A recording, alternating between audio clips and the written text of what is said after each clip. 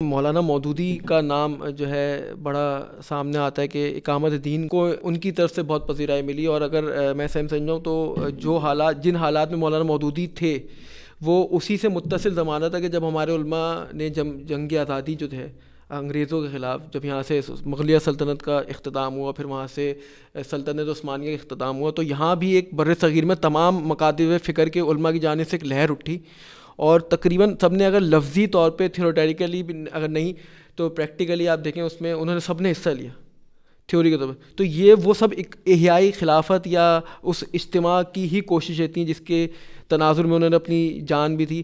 مولانا مودودی شاید اس کو نظریاتی طور پر یا جو ہے مطلب اپنی نثر کے اندر اس کو تھوڑا سا شدید معنی انہوں نے پہنا دیا، اور وہ ان کی طرف سے زیادہ مشہور ہو گئے. پھر عرب میں بھی وہ جو ہے اس کے اثرات نظر آئے، جس میں اخوان المسلمین کا خاص طور پر نام لیا جا سکتا ہے.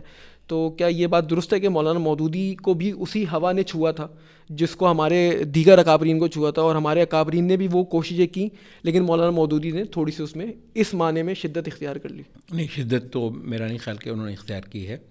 میں یہ سمجھتا ہوں کہ مودودی صاحب نے ایک اتنے بڑے اسلام کے نقصان کا ازالہ کرنے کے لیے امت کو جو اکٹھا کرنا چاہا، تو آپ کو یہ معلوم ہے کہ جب بھی کسی چیز کی اہمیت پر زور دینا ہوتا ہے تو اس میں جو ہے نا تھوڑی سی تعبیر کی شدت آ ہی جاتی ہے. آپ بھی جب کسی چیز پر زور لگائیں گے نا تو تھوڑی سی تعبیر کی شدت اس میں آ ہی جائے گی. اچھا، وہ بسا اوقات ایک موقع کی ضرورت ہوتی ہے، وہ اسلام کی کلی تفسیر نہیں ہوتی. جو ان کا عوامی بیانیہ ہے، میرا یہ خیال ہے کہ کوئی بھی کھڑا ہوگا اسلام کو اس کا اقتدار واپس دلوانے کے لیے، وہ تھوڑا سا زور اپنی تعبیرات میں ضرور استعمال کرے گا. اور یہ بالکل ایک طبیعی سی بات ہے، اس میں خواہ وہ نہیں ہے. آپ جب اکابرین وغیرہ کہتے ہیں، یہ درست ہے کہ شروع میں ایسی کوششیں ہوئیں. جنگ آزادی کی آپ نے بات کی، ہمارے بر صغیر میں بہت پہلے جو ہے وہ مغل بھی، حقیقت یہ ہے کہ مغل کسی دین پر نہیں تھے. میں آپ سے کروں، اورنگزیب کے بعد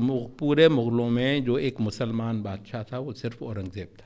مطلب ہمارے سیکولرزم کی جو داغ بیل مغلوں نے کہیں تکڑی ڈالی ہے، حتیٰ کہ ویسٹ سے پہلے ہمارے یہاں سیکولرزم تھا.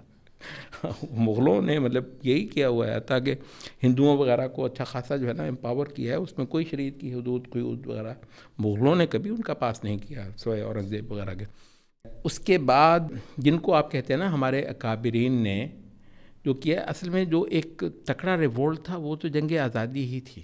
اس کے بعد یہ ایسا تھا کہ جیسے کہتے ہیں کہ ایک بڑے الاؤ میں کہیں کچھ چنگاری تھی تو اس نے کچھ بھڑک کے دکھا دیا.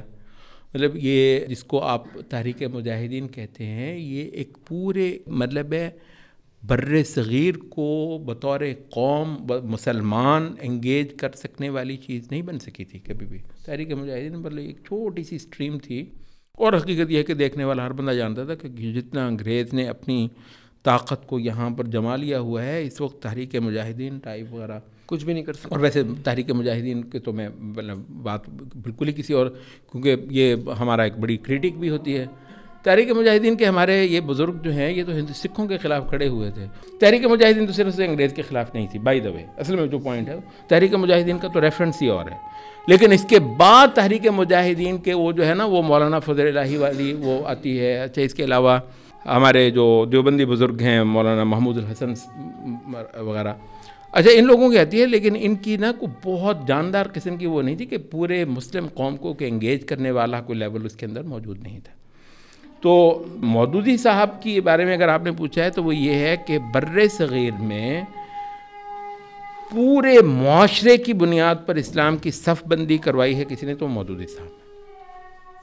ایک نیا مطلب ہے پورا ایک نا پیش قدمی کا ایک پورا نیا میدان بنا کر دینے کی کوشش ہوئی ہے.